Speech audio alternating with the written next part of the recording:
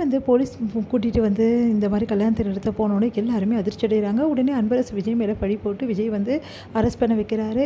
அதே மாதிரி விஜயும் அரெஸ்ட் ஆகிறாரு. இந்த சூழ்நிலை இந்த விஷயத்துக்கு எல்லாத்தையுமே வந்து காவேரி வந்து தெரிஞ்சுக்கிட்டு செம்ம டென்ஷன் ஆகிடுறாங்க. உடனே காவேரி வந்து போலீஸ் ஸ்டேஷனுக்கு விஜய் பார்க்க போகிறாங்க.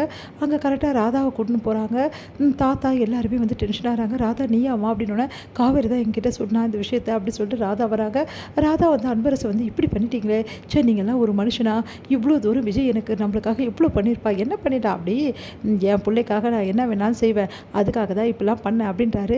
சரி நீங்களாம் ஒரு மனுஷனா, இங்கே பாருங்கள், உண்மையை இப்போ நீங்கள் சொல்லலைன்னா அடுத்த நிமிஷம் என்ன நடக்கணும்னு தெரியாது. இங்கே பாரு ராதா, நீ தேவையில்லாமல் பண்ணிகிட்ருக்காத, நம்ம பிள்ளைக்காக இவனை வந்து தேவையில்லாமல் பண்ணிகிட்ருக்கேன், இவனுக்கு சப்போர்ட் பண்ணிகிட்ருக்கியா அப்படின்னு கேட்குறாரு.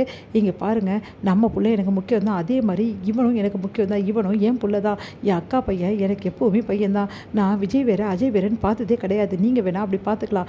இங்கே பாருங்கள், என் பையனை இப்போ நீங்கள் வெளியே வந்து எடுக்கலை, அப்புறம் நடக்கிறதே வேறு அப்படின்றாங்க. என்ன பண்ணுவேன் நீ, அவ்வளோ இதுவாகிடுச்சா உனக்கு, உனக்கு உன் பெத்த புள்ள முக்கியம் கிடையாதா, அவன் நல்லா வாழணும்னா இவன் உள்ளே இருந்தால் தான் வேலைக்காகும், அதை சொல்கிறதுக்கு நீங்கள் யார், நான் சொல்கிறத முதல்ல கேளுங்க, இப்போ நீ அவன் வெளியே வந்து நீங்கள் எடுக்கலை, வாபஸ் வாங்கலை கேஸை, அதுக்கப்புறம் என்ன நடக்கும்னு தெரியாது, அடுத்த நிமிஷமே இந்த ராதா அந்த உலகத்தில் இருக்க மாட்டா அப்படின்னு அதிர்ச்சி அடைகிறாங்க. என்ன சொல்கிற ராதா நீ, நான் உண்மையாக தான் சொல்கிறேன், நான் சொன்னால் செய்வேன்னு உங்களுக்கு நல்லாவே தெரியும் அப்படின்னு அதிர்ச்சி அடைகிறாரு. இந்த ராதா வேணுமா வேணாமா நீங்களே முடிவு பண்ணிக்கங்க, இஷ்டத்துக்கும் நீங்கள் கேஸ் போடுவீங்க, அதை நான் பார்த்துட்ருக்கணுமா, விஜய் வந்து உங்களுக்கு இந்த அளவு பார்த்துட்டதுக்கு உங்கள் பிள்ளைங்களெல்லாம் வந்து படிக்க வச்சு ஆளாக்கணத்துக்கு என்ன வேணாலும் பண்ணுவீங்களா, அவன் காசு தானே இவ்வளோ நாளாக இருந்தீங்க, அந்த நன்றி வேணாம் உங்களுக்குலாம் அப்படின்றாங்க. இங்கே பாரு ராதா, நீ ரொம்ப ஓவராக போயிட்டுருக்க, சொன்னா நீங்கள் தான் ஓவராக போயிட்டுருக்கீங்க, இந்த நிமிஷம் நீங்கள் வாபஸ் வாங்கணும் கேஸை, அப்படி வாங்கலை நடக்கிறதே வேறு அப்படின்றாங்க. அதை கேட்டுட்டு வேறு வழி இல்லாமல் அன்பரசு வாபஸ் வாங்குறாரு. இங்கே ஓடி வந்து சித்தி அப்படி சொல்லிட்டு அப்படியே வந்து ஹக் பண்ணுறாரு நம்ம விஜய். அடுத்து வந்து ஒன்றும் இல்லைல்லப்பா உனக்கு நல்லா இருக்கல, நல்லா இருக்கு சித்தி அப்படின்றாரு. சித்தி நான் என்ன பண்ணுறேன்னு தெரியல சித்தி, ஆனால் அவர் இப்படி பண்ணுவார் நினைக்கல, எனக்கு நான் தான்ப்பா சாரி கேட்கணும் உங்ககிட்ட, பரவாயில்ல சித்தி, இதுக்கெல்லாம் ஏன் சித்தி அப்படின்னோடனே, நீ எந்த தப்புமே செய்யலை, ஆனால் ஒன்று அவர் வந்து இந்த மாதிரி பண்ணிட்டாரேப்பா, இங்கே நான் மன்னிச்சிடுப்பா, இந்த சித்தி இவ்வளோ லேட்டாக வந்துட்டேன், ஆனால் உண்மையிலே நான் வரதுக்கு காரணம் காவேரி தான்ப்பா அப்படின்னு சொல்லி சொன்னோன்னே காவேரி பார்த்துட்டு அப்படியே வந்து ரெண்டு பேரும் வந்து ஹக் பண்ணிக்கிறாங்க.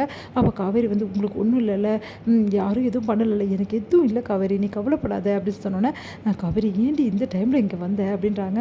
அதுக்காக வராமல் இருக்க முடியுமா, உங்களை அப்படியே விட சொல்கிறீங்களா அப்படின்றாங்க.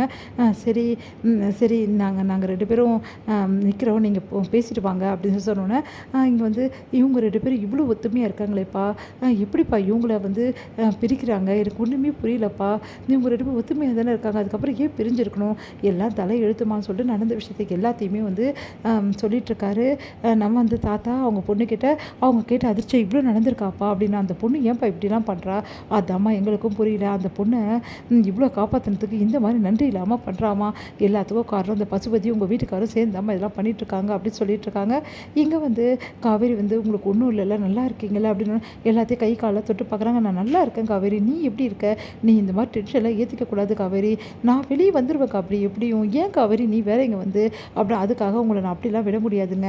சரி ஒரு விஷயம் சொல்லட்டுமா, இப்போ நீங்கள் நம்புறீங்களா, எனக்கு எல்லாரோட நீங்கள் தான் முக்கியம்னு நீங்கள் கேட்டிங்கல்ல, உங்கள் வீட்டோட நீ வந்து என்னை முக்கியம்னு நினைப்பியா, உங்கள் வீட்டு சொல்கிறதா நீ கேட்பேன்னு சொல்லிட்டு இப்போ சொல்லுங்கள், இந்த நிமிஷம் சொல்லுங்கள், நான் வந்து உங்களுக்கு புரிய வச்சுட்டேன், நான் உங்களுக்கு வந்து நீங்கள் நம்புறீங்களா என்ன அப்படின்னோடனே, நம்புகிறேன் காவேரி அப்படின்னு சொல்லிட்டு அப்படியே வந்து கையை பிடிக்கிறாரு. சாரிடி, நான் உன்னை ரொம்ப காயப்படுத்திட்டேனா, அதுக்கு இல்லைங்க, இப்போ புரிஞ்சுக்கங்க, இந்த உலகத்தில் எல்லாரோட நீங்கள் தாங்க எனக்கு முக்கியம் அப்படின்னு